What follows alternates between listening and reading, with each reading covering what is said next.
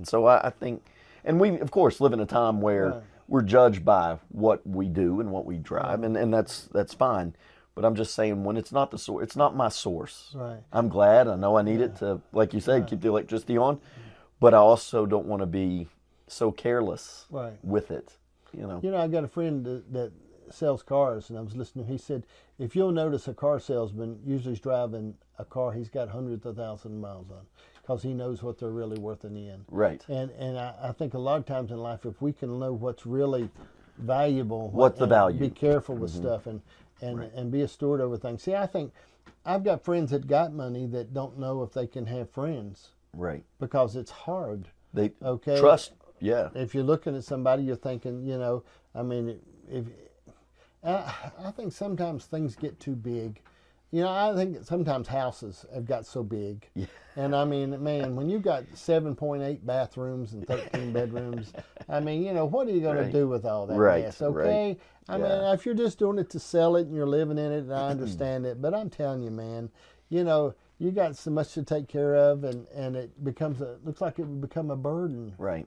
And I think, like you said, and I know even with me, the older that I get, you're more attracted to the simple part of life than the flamboyant side of life. I think because when you're younger, you think the flamboyant gives you your identity. They worked hard to get that. Exactly. They did that to get Yeah. that. And it feeds that. Yeah. But as you get older, you're like, you know what? That house doesn't define me. If I Right. live in a trailer or live in a big house, who I am is not defined by what I own. Right. You know, how I take care of it, that's a whole different story. Yeah. But yeah. Yeah, I believe it's pride. Okay, Sure. you know, we want to show somebody our big house. If we got a big house, we want to do, you know, to me the other day I had 20 people on my front porch after dinner. Yeah. We're all sitting out there, and the kids are wailing and having a time and beating each other with styrofoam swords in the yard, and everybody's swinging and going on. And to me, man, is wealthy.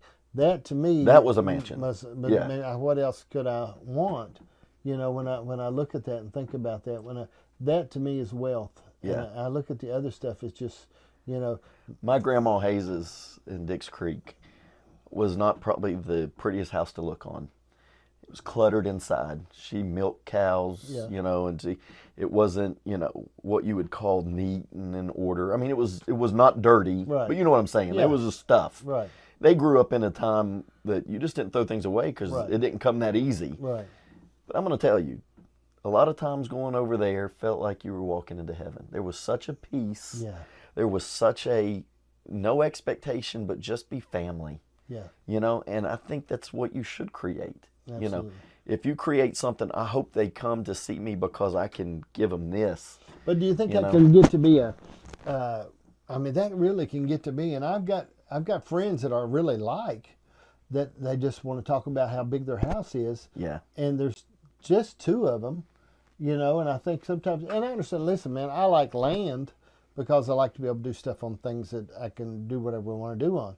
But I mean, I think about sometimes it can get to be a trap, and it's an ongoing trap. And I guess, listen, man, I because I'm not a big house person.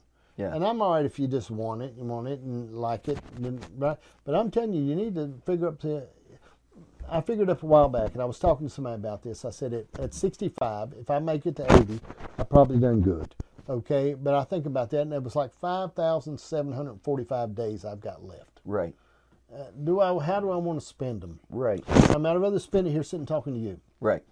than I would out there trying to make sure I got 4-acre lawn cut. Right. But if you like to cut a lawn, I'm not saying there's anything wrong with Right. it. Everybody's okay? got their thing. You got your stuff you like Yeah. to do, and we you know, it's like women. We don't chase the same one, or you'd be after my wife.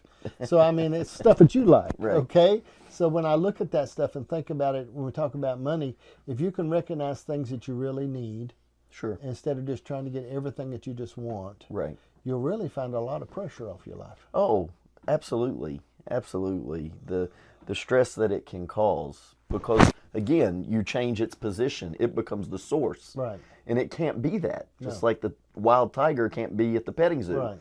No matter how pretty he is, he's still wild. Yeah. And same way with money, you can change its position, but when you do, it's not going to give you what you need at that position Exactly. because it's made for this position. right. And so, yeah. I agree with that. I just, all right, now, so we've talked about you've talked about how much smarter you are now than what you was. Did I say that? I didn't know if I said that. I've read into what I don't even know if smarter would be the word I use. So not as dumb, maybe. So if you could look back, yeah, and there was little old Lawrence sitting over there, okay, and he come up and knocked on the door and opened up his shed, and you could say, "Let me tell you something, little Lawrence. Let me give you some advice." Yeah. What would you say?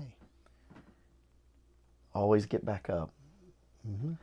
But I would say don't stay as long as you want. You know, don't, if you get knocked down, get back up. There was a lot of times in life, and going back to my dad, using that as the reason I'd stayed down and justified that. It was my fault by I would say, get up quicker. Okay. You know, get that bounce back in your spirit. Right. And, you know, somebody taught me this, and I'll not forget it. I wish they'd have taught me sooner, so yeah, I would teach him this. Change your expectations to hope. If I expect you to do something and you don't do it, I'm going to be disappointed. But if I hope you do something and you don't do it, it's not as bad. The fall's not near as bad, you know? Right. I hope people are good. I don't expect them to be good, because if they're not good, then I'm going to be, they didn't do what I wanted